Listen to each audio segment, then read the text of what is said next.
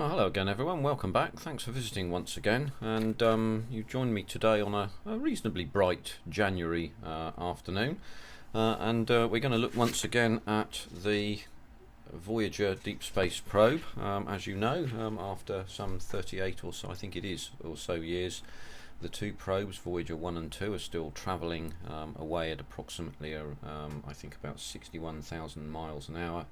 They're now out of the inner parts of the solar system and into what's called interstellar space, having surpassed the what's known as bow shock, which is the edge of the universe where the particles flowing outwards as a result of the sun's activity are then overtaken by particles flowing inwards from activity in the rest of our galaxy, which of course is the Milky Way.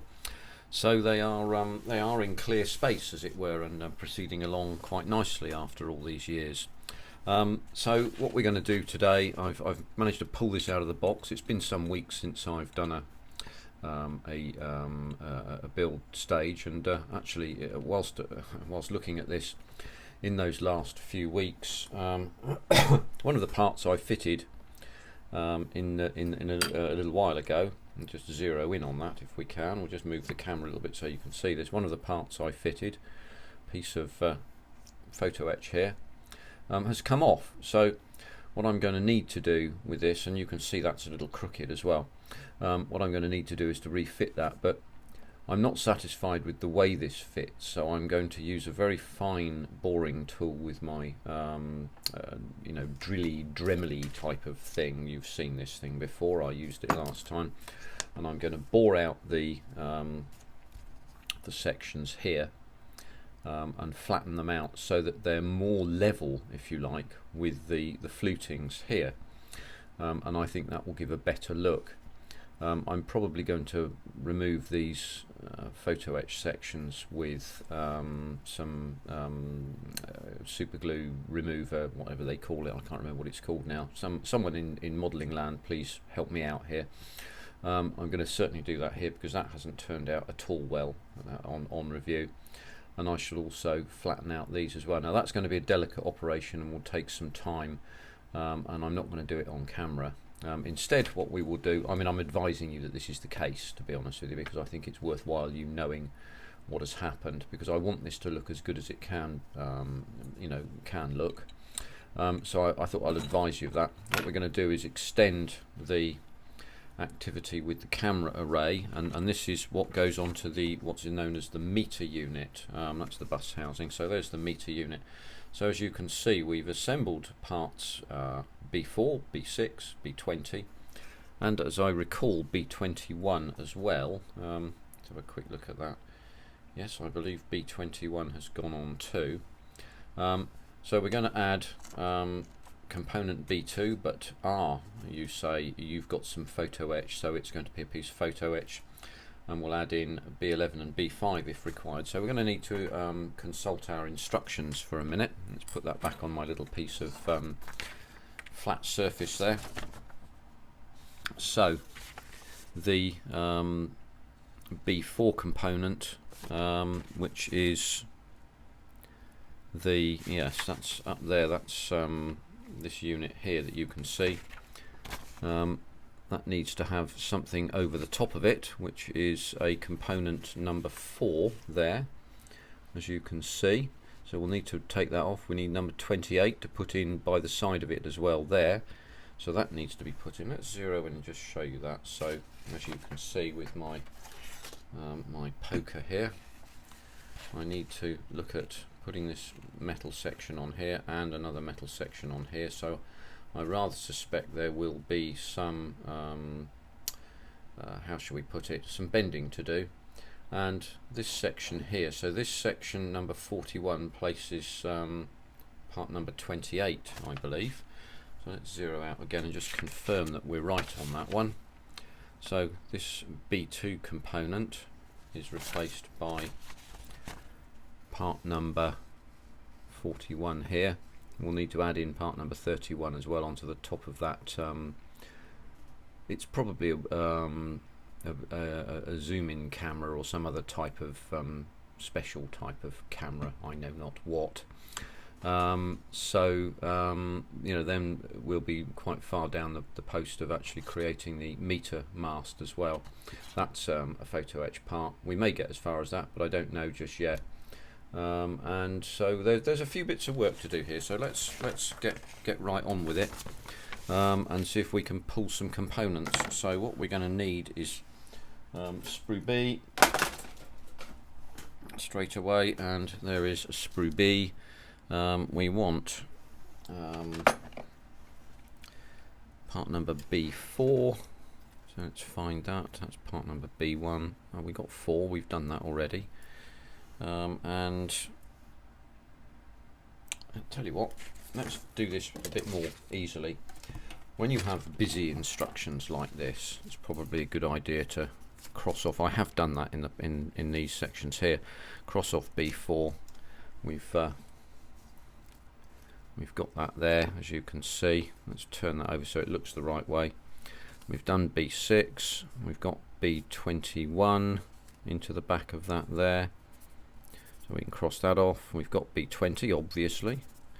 So we need B11 and B5 and also B2. Now we might be able to use the B2 component to help us bend the piece of photo etch. That might be a neat way of doing it and achieving the right, shall we say, degree of bend. So let's have a look at that. So B5, and there you have the B5 component. We're going to have to be quite careful with this, I suspect. So we'll put that on my little board there. So B5, we then want B11, wherever it is, 9, 10, B11, there we go. So now we're off camera there. Let's get back on lens, shall we? Let's put that there as well. Let's drop it first, shall we? There we go. So we'll put that on there. And we also, what else do we want? We want B2. So B2 is fairly obvious to us here. Let's go out a little bit so we can see that. And we'll take that off. We don't need to do too much with that. And then we can start to look at our photo etch components as well. So here are our photo etch components here. And so what I might do here, because I'm going to have to use my little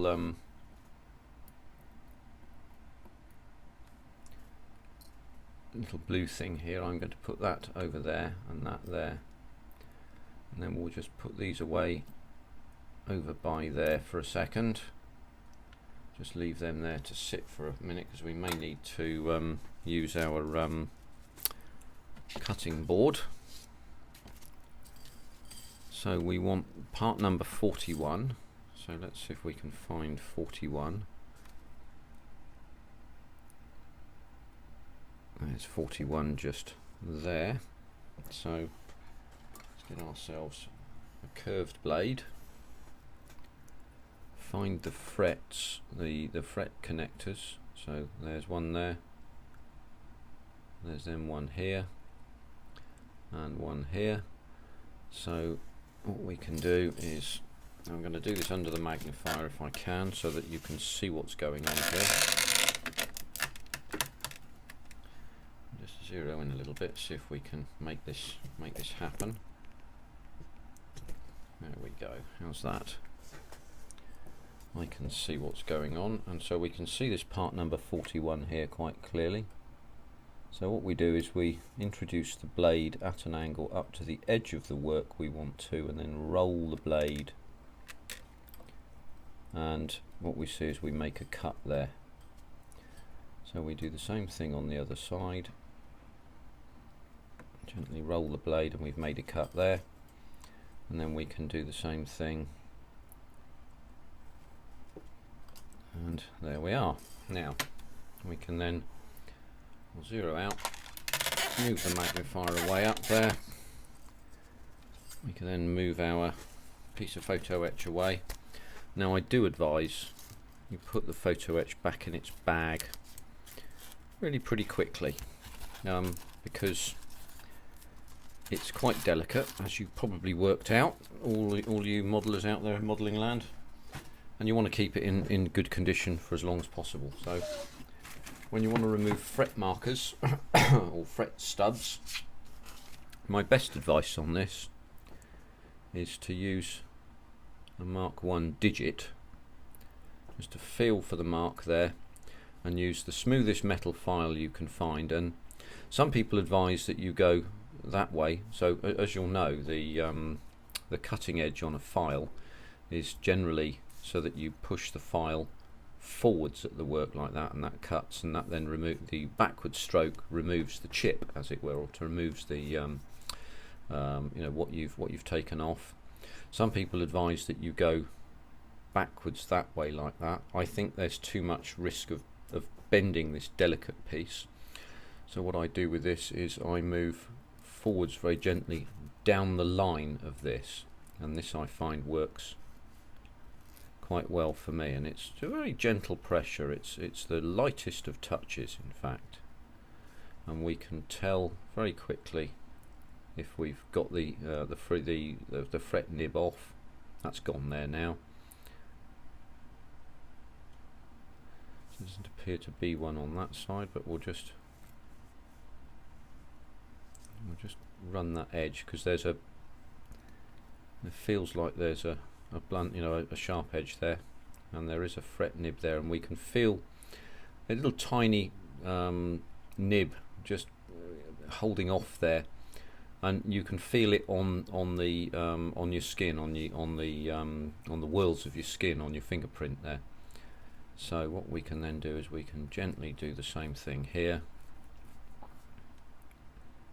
and then we can feel whether that's burred or not, or whether it's smooth, and then we can test it with a nail at the end. So then we know that everything is good. So that is a prepared surface. Now we can look at what we want to do with this, and what we wish to do is to make a curved surface of this. So let's just put the file away a minute, and then and I haven't given much thought to this, but I have given some thought to it, as you might imagine. Now we can use a couple of different things to do this, but what I'm going to do with this is I want a surface that's round. I want something that's round like this, but not conical. So I want you know, a reasonably wide round surface. Now this might do the trick, and as you can see, it might give us the curve that we want. Let's look at the comparison here. So we'll be able to use this as a comparator, and actually if we look in at this, we can see exactly what we're trying to achieve here. So as you can see, the hole here is slightly to one side as it happens, and this hole appears to be in the center, and the shape of this is not even both sides. So I would suggest this is the way round you want it, and what we need to do is to curve in that way. So we can do this by rolling this way if we want to, and as you can see, we've immediately started to create a curved surface. So we can just try that for a while, see if that works. Right, we're beginning to make a curved surface here.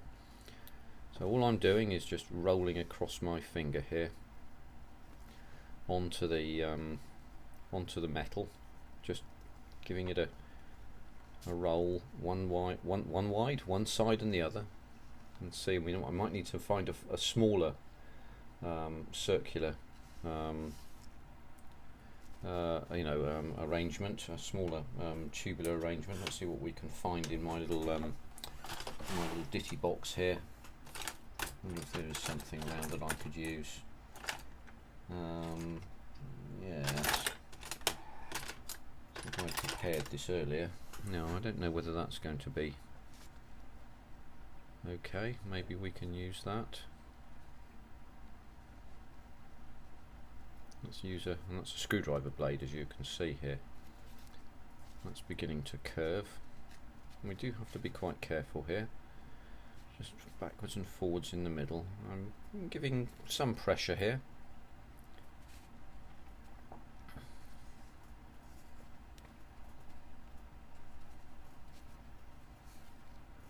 It's beginning to curve in the middle, so what we'll try and do is curve more at the edge here if we can. You can see the stress on my fingers, they're beginning to go red here. But I know that because this screwdriver blade or screwdriver shaft is straight, then hopefully my my piece of work will be straight as well. How's that going? Yeah, let's try that the other way. And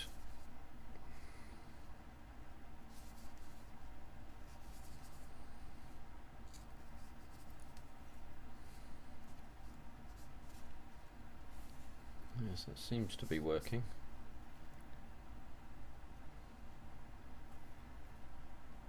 I'm just rolling it gently, and seem to be creating, I hope, a reasonably smooth curve here. And that's what I want to achieve if I can. A reasonably smooth curve. Let's have a quick look and see how this is. I think we still have some distance to go here, to be honest with you. Let's have a think about what we can do here. This is too hard, so it's not soft enough. I wonder if we could use a piece of that might be this stuff might be too soft, but I wonder if we could use this. So let's use the edge of this. So what I'm going to do here, move my instructions out of the way for a second and put this down here,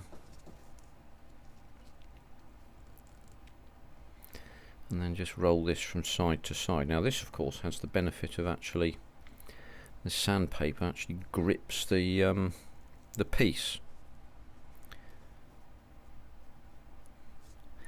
Let's see if this works. That seems to be having some effect. Let's move to my larger tube again, my larger tubule, and see if I can.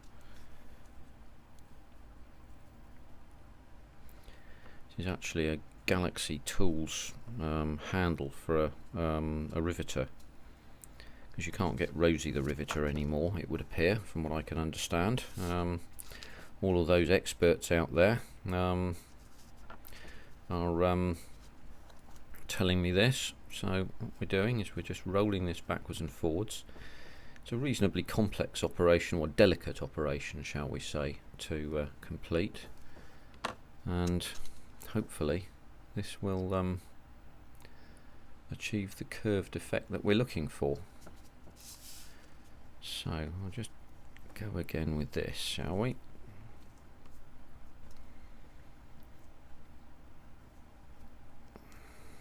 And keep going back and forth patiently. And as with everything, I mean, I know that photo etch has caused me some issues in the past. As I said, as with everything, a degree of patience and sometimes a moderate amount of bad language will help us to achieve the aim we're looking for. But patience is really the key, and a degree of forward planning. You will see that perhaps I might not have planned forwards really particularly well today to look at this. So I had an idea that this is what I was going to be doing, but I hadn't really, shall we say, formalised my plans in this regard. I may write about this in my Substack at some stage. Those of you who do read my Substack, I'm very, very sorry. It's long and very boring, but those of you who haven't, it's terribly interesting and you should have a look.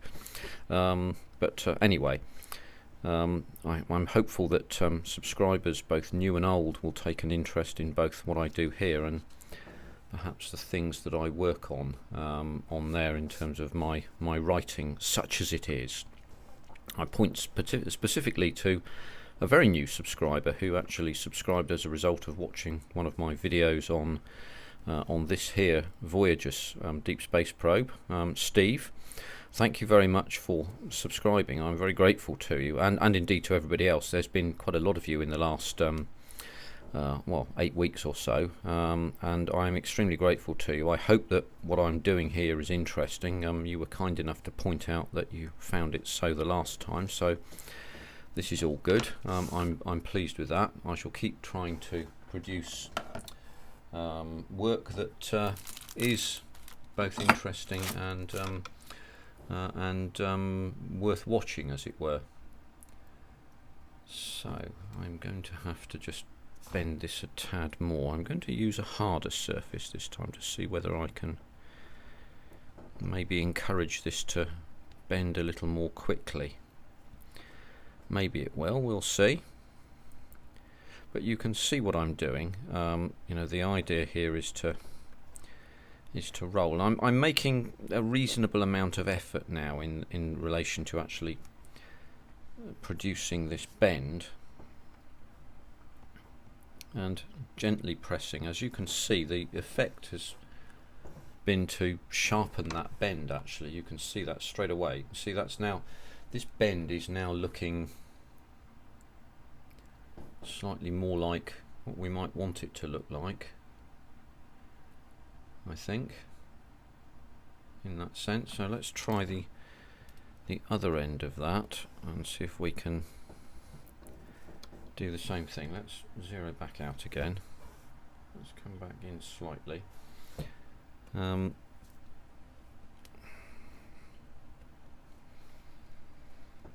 see where we go with it. But as I've said, the key is patience, really, and we get there in the end. What it does mean is you get to watch a video where I don't actually do a whole bloody lot, to be honest with you. Oh, where's that gone off? That's bizarre. Must have a poltergeist or something, I don't know. The light switching poltergeist. Ah, there we go. That's now bent to an extent that might allow us to be able to use it. There we go. So let's zero in on that. As you can see, that cover now pretty much matches the requirement that I placed upon it. So that's all good then, isn't it? So we got to that bit, and what did we use? We used some sandpaper to help us on our way, this stuff. We used the cutting mat, of course, this thing here, which has some flexibility to it, and we used a handle that was round and a screwdriver blade, or screwdriver shaft that was also round, and that got us to that point fairly patiently, but eventually where we need to be. So let's just put some tools away a minute, okay, and let's bring our bits and pieces back into screen. So we need to do some cleanup on these. Just need to put a magnifier underneath this so that I can see what I'm doing.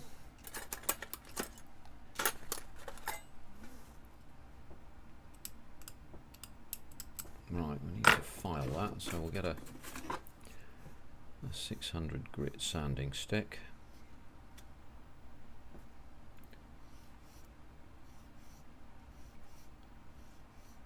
Again, we're using the old technique here of the curved surface filing. So we're moving the file and the work, you know, our hand in this sort of curved fashion here, so we don't flat spot that section. It probably wouldn't be noticed if it was flat spotted, but you know, you and I would know here, and that would be good enough, wouldn't it? You know, so it's about being how should we put it?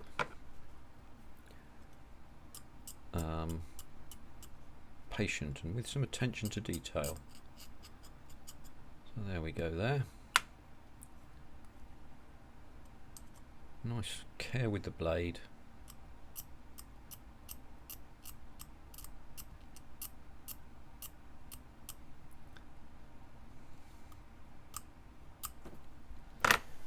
curved blade there for a minute, so I can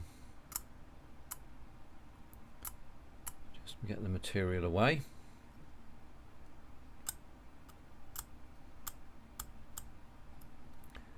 Right, so that's that one. Looks like a little moulding defect on that. Just, yes, you can see a little legend there where that's just, I've just taken a high spot off. Now this is a very small piece, and yeah, so this is the outside of this piece. Let's just zero in on this. So that's the outside of a lens, which will need to be coloured, so we're going to need to be careful with that.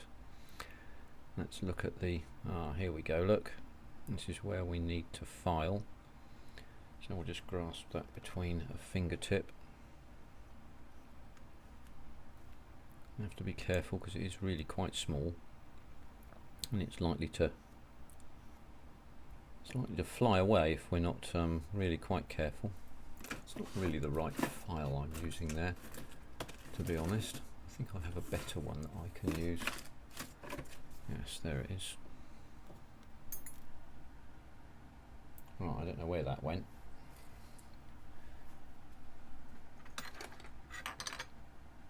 I think it hit that thing there, so there it is. I had to listen hard to catch where that went. It hit it hit a metal thing. You may have heard that, but there we are. We managed to find it, and Paulie's workbench, he of the dioramas. You'll be disappointed there were no swears involved. Hey, never mind. So, right, I think we're in a position where we can put these two parts together, if they will fit. I'm presuming that they will.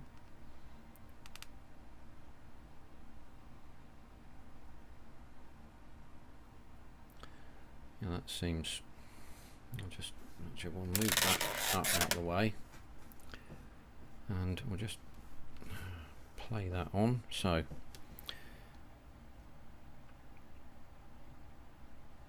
what we need to do then is that goes through there like that. Oh, look at that, that just fits in really nice. That's absolutely lovely, that. And then our test here, we need a tweezer, is to use that hole. Oh, hello. This is very delicate, very delicate. So there's a little hole here which needs to fit into that section there. So what I'll do then is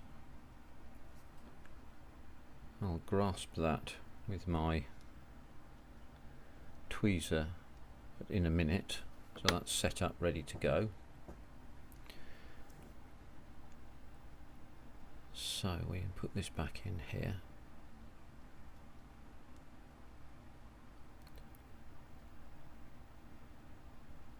And what we'll do then is we'll get our twisty round the corner tweezer, and then that's not going to be easy. Just test fit this such that it goes. Nope.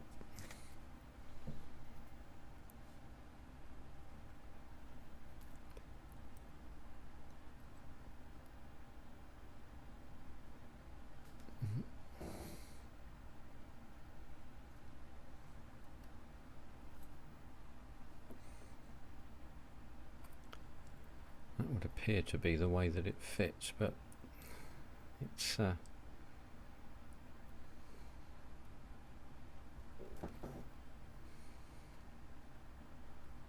would appear to be the way it fits,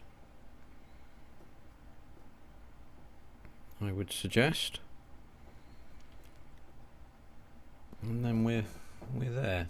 So I'm going to pull out some other components here as well. So quick glance is two sub-assemblies here, which is this section here and this here. This is I think that's a wide angle. No, is that a wide angle camera? It looks like a reflex lens, so it may be a telephoto type lens, but that's fashioned from goodness only knows how many pieces. And this is fashioned from two, which is B23 and B13. So let's get the B sprue out to get 23 and 13. And 12, B13. These things are fairly tiny. So we'll take that out. So that was B13 and 23 is the other one we want.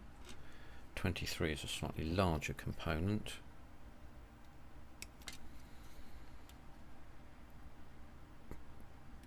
And of course, with these components being black, it's sometimes quite tough to see them on camera. It's not contrasty enough, is it really?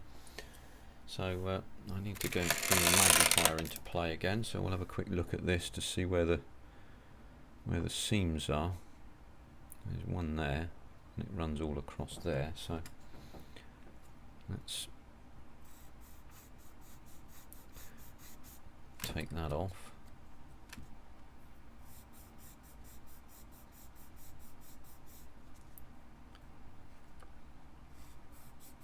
And keep going along this line here.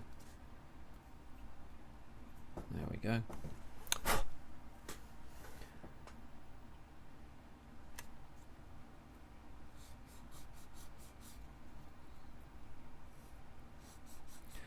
Now you have the choice here. You can use the glass files that I use, which work really very well here. I've elected to use a 600 grit sanding stick here for now.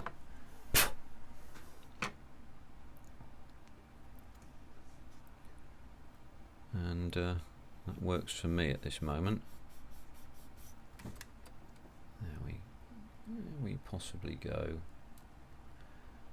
Yes, I think we're nearly there with that. There's another.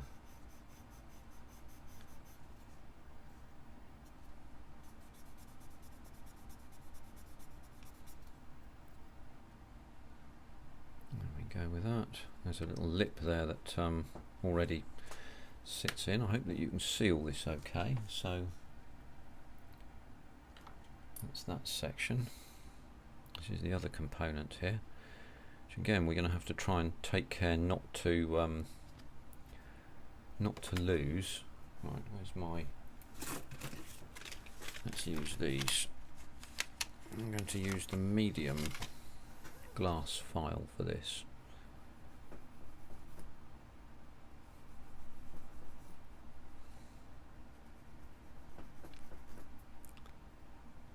See, this actually takes the surface off, the nib off, and actually polishes the surface as well. So it's rather good like that, to be honest with you. So, I need to study my instructions once again and orientate this the correct way. So, this lip needs to face uppermost, and that then sits in there apparently like that.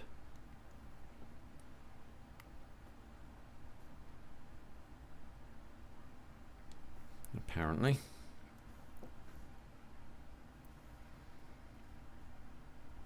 That would appear to be how that goes.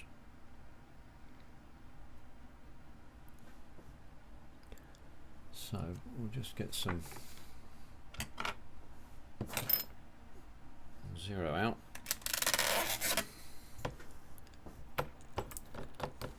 A little touch of extra thin. Don't need much. That's that bit done. And then we need to find C components, C9, C10, C11. I also need B18. So let's find B18 first, because that was nearby. There's B18 there. So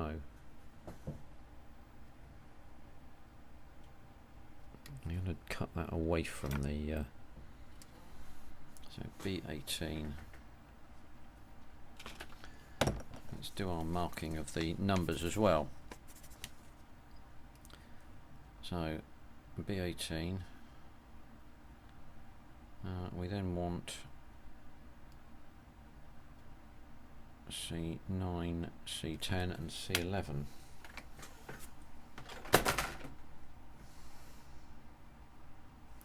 So the C sprue is white, so 9, 10 and 11. Let's just check we got that right. Yeah, C9. Okay, so that's absolutely correct. Shut that drawer up. Oh, piece of sprue fell off there, so let's ditch that in the little caddy. C10.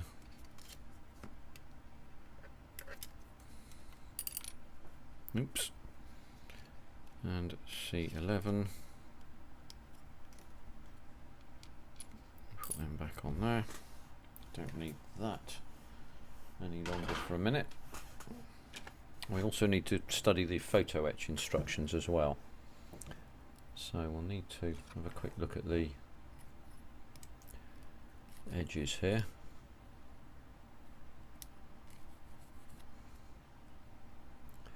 And on the white components it's dead easy. You can see the nibs very easily, and we can see very quickly that these have come off, so that's all dead simple. No damaged components there. Right, there we go. So nib to remove on this end.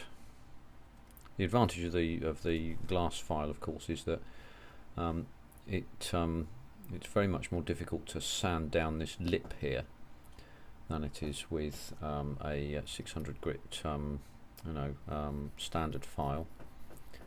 And you can feel when you've removed the nib, because the resistance changes on the file, and actually if you listen really carefully the sound changes too. So there's the sprue nib there, and this is a medium file, so it might feel at first to be very coarse, but really isn't. So it's actually quite straightforward. Now I need to consult the photo etch instructions for this as well. So if we look at the photo etch instructions here, what we can see straight away, if I can even find my poker, which seems to have done a runner, as it were. Where's that one? There it is, look. Okay, so see straight away is we want a piece of photo etch here, and another piece here, and a third piece here. And that will allow us then to finish the assembly of this component here. There's also a whatnot to go on to this B23, B13, I think that's what that says, isn't it? Yeah, B13, B23, so there's a little Johnson to go on there. So there's a bit of photo etch bending to do here and here. So what we could do is we could assemble what we can of this, and then see where that takes us. I think that would be the thing to do.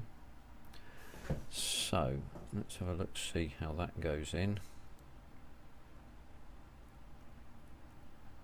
I suspect like that. Now it's circular. Oh, I see. There we go. Look, that fits together after that fashion. So what appears to happen here is, and we can separate those two units as well, just with our twisty round the corner. Nice little technique to look at there. We want to separate these two. Let's put them together again. So got those two components together like that, and we'd like to separate them before we carry on, do some further work. we can grab a mould and try and pull them, and we might damage them because we might pull at an angle, or we can say to ourselves, right, let's use our twisty round the corner tweezers, and we just put one on one side of that little post there and one on the other, and then gently bear on it, and away it comes. Dead easy. So very simple way of dealing with this. I've also got to look at this particular component because that's got a moulding nib on it, and make certain that we get these the right way round as well. I'm inclined to suggest that this section here is a sprue nib, so we can cut that off, and I know that's a sprue nib, so we can cut that off, so we'll do that too.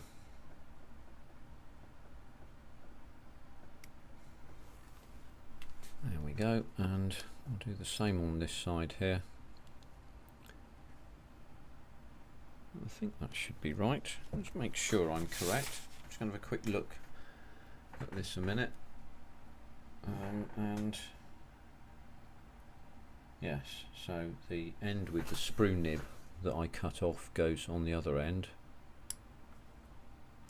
Now, because there's a piece of photo etch on the end of this, I don't need to do too much of, in the way of cleanup on this, but I will do some, because I can see some mould lines there. Mould lines is the very devil, isn't they? You have to be quite careful with these things, if we can. Excuse me. So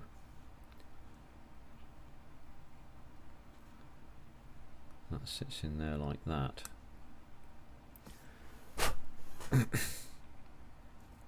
Now,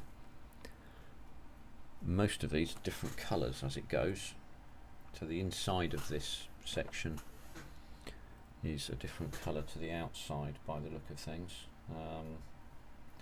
It certainly is. The outside is going to be white, the inside is going to be, I suspect, black. I think 10 is black. No, it's copper. I may substitute titanium gold for that. I rather think that would look better. Who disagrees? Please say. But I'm gonna leave that in. I'm gonna put that in and leave it as it is.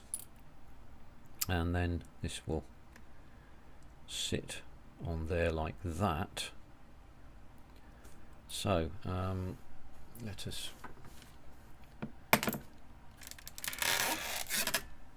get our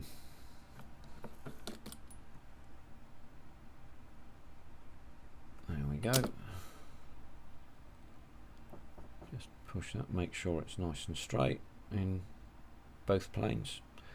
That seems to be okay, and what we can then do is take a look at this part numbers 48 and 49. So we'll get to that on the photo etch in a second.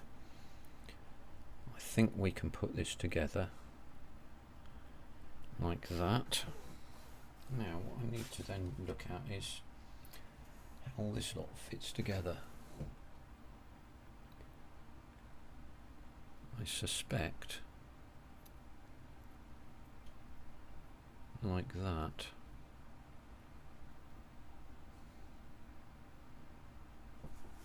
Although I'm not sure. So let's orientate this that way. It goes in that way. Ah, there we go, look. That's how that fits together. This is a really natty piece of assembly, it really is.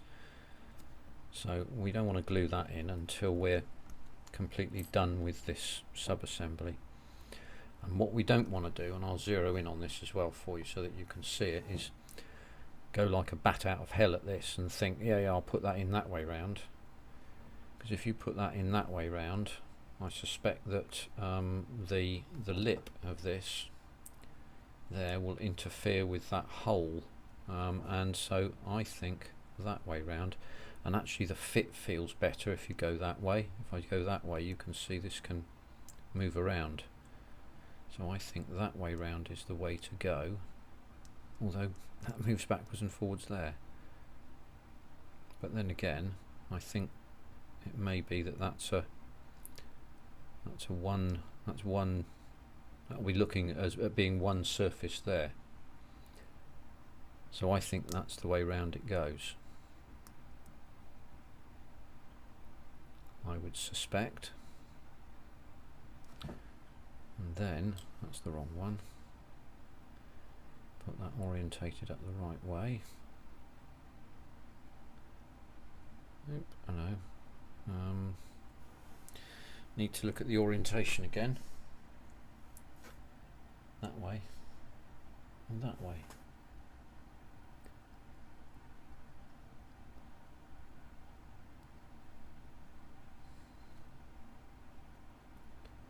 Yeah, that'd be about right, that I'd say. So gently lever that out. We'll leave that to sit there. And what we can then do is we can just glue this in on the inside.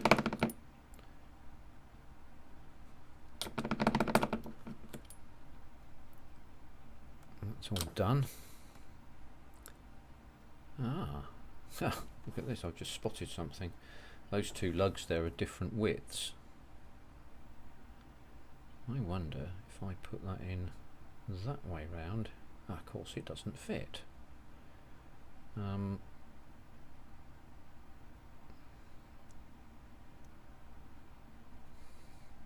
it that way round, it doesn't fit. Put it that way round and bingo, it does. See how that works? So there we go. We can make certain we get this fit correct simply by test fitting. Score 1 to Mr. Nigel's modelling bench for explaining the reason for test fitting. So we can glue that in there. A bit too much bloody glue I put on the end of that, but that'll wick round perfectly happily. I'm not quite happy with that joint there, but right. There we go.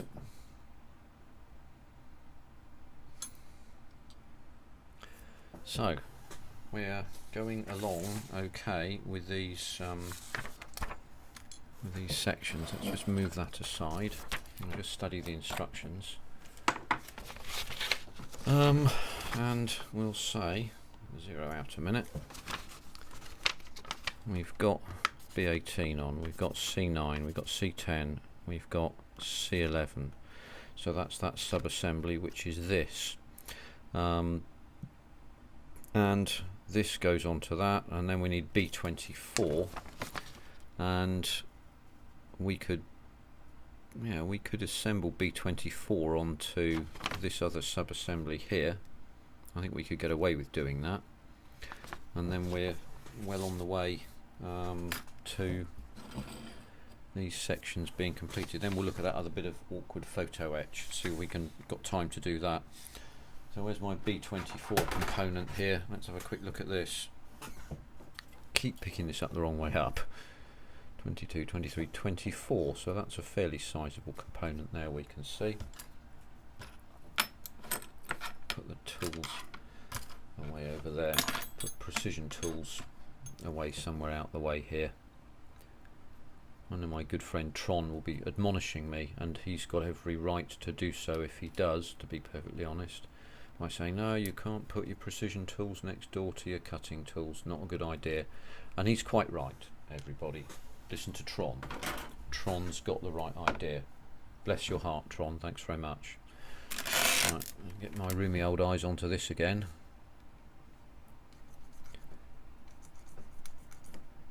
And just rub that down a little bit.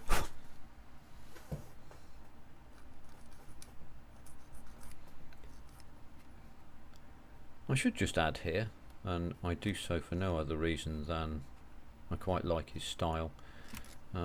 Sir James at To Boldly Go continues to produce some outstanding 1/48 scale work.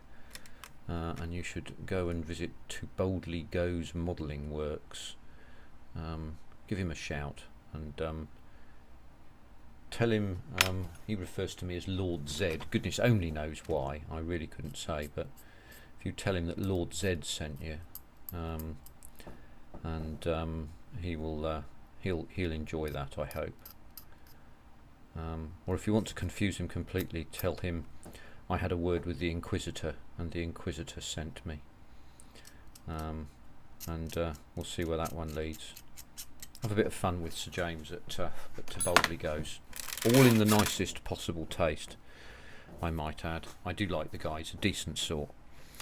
So B24. So I'm just going to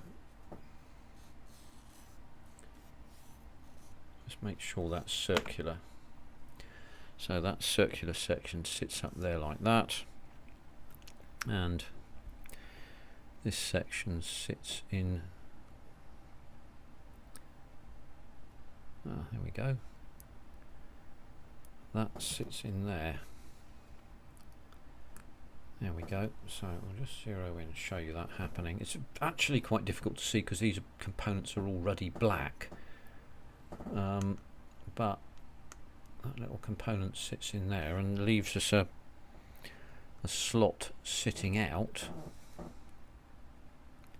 Oh, that's clever. Look at that. So that slot, that creates a slot, this B24 component, that's bloody clever, that. This B24 component, when you push it through to its maximum direction, creates a slot here. And then there is a slot here, which is precisely made to meet that particular section, and together it goes.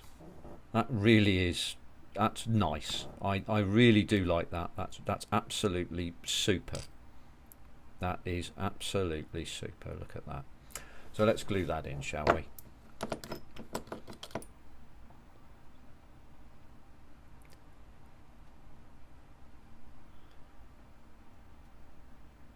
There we go. Put the glue away. So we've made a bit of progress today so far. I'm inclined to just crack on with these. Let's get back out here again. I'll move that over there. So we're back to the good old photo etch. So let's just have a quick tidy up for a second, because we're going to need some different tools because we're back to photo etch. So I'll just put that in there. I'm going to keep that to hand because I may wish to use it later after we've finished on camera. Put the poker away down there. So let's pull this out. We've got that little section there coming out there. So we'll carefully put that up there out the way for a minute and move our little components over here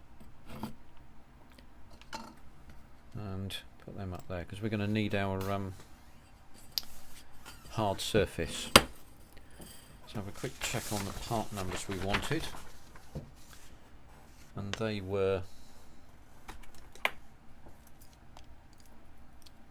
part numbers 48 and 49 and 45.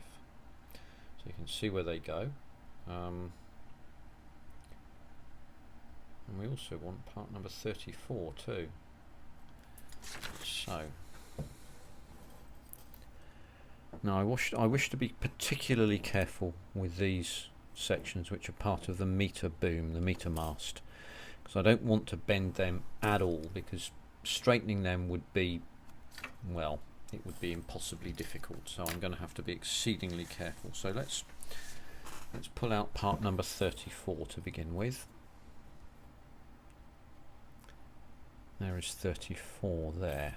I can see that just there. So there are, let's point it out to you so that you can see it. There's 34. Oh, you can just about not see that, so that's not helpful, is it? 34 there. So there's 1, 2, 3 connection points that we need to detach. So once again, 1, 2, 3, and then we can lift away. So we now have that section there. So put our blade up there because we might need that in a minute. And onto our file as well. So I'm going to put that away down there, and we'll zero out. Yep. Oh, that's right. Now we're going to have to be rather careful with this tiny component here. Not quite sure quite how I'm going to do this, but what we'll do is we'll use the tweezer pressed quite hard.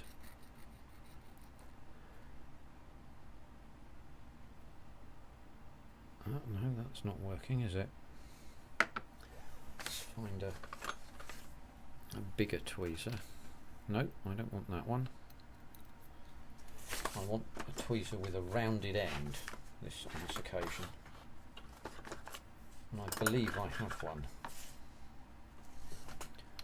And there it is. So I'm hopeful that this will allow me the sufficiently large amount of grip that I can... No, it allows me no grip at all, it would appear.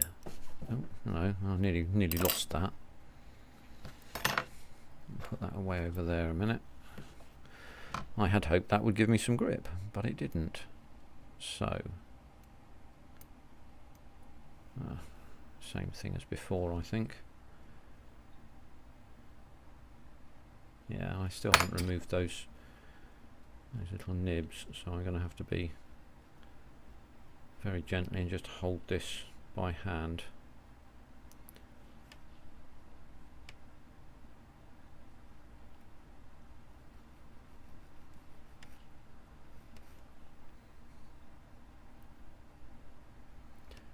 So just flip this over 180 degrees and do the same thing with this component here.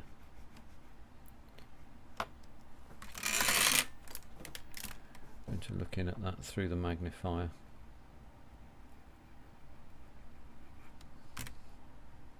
There we go.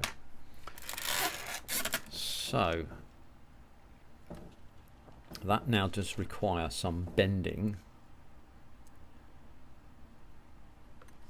to create that triangular arrangement that we can see.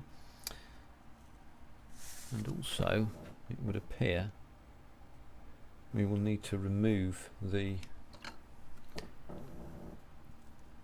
wherever it is, we will need to remove this triangular section here and simply place that straight on the top of it. So that's an interesting challenge that we're going to have to face there. We have to face that one down. So I'm going to put that in there for a minute. I'm going to pull that other piece of photo etch off, which was 49 and 48. So let's find those two components. Oh, we've got the golden record on here. There we go. There we go, 49 and 48 right in the corner here. And you've got some fingerprint marks on them, which I didn't really want, but there we are. So there are 4 connection points for each of these sections. So let's 1, 2,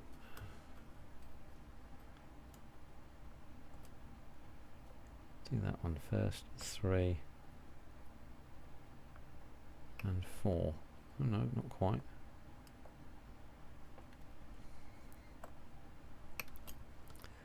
There we go, and this one, 1, 2, careful not to bend this,